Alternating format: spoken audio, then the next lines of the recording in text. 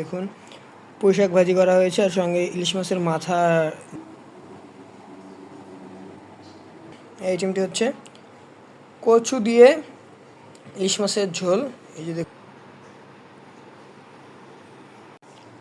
Hello everyone, আসসালামু আলাইকুম।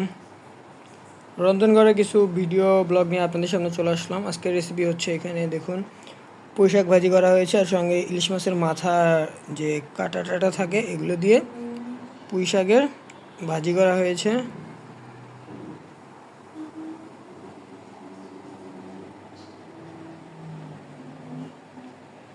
এরপরে চলে যাচ্ছি আরেকটি ইলিশের আইটেম।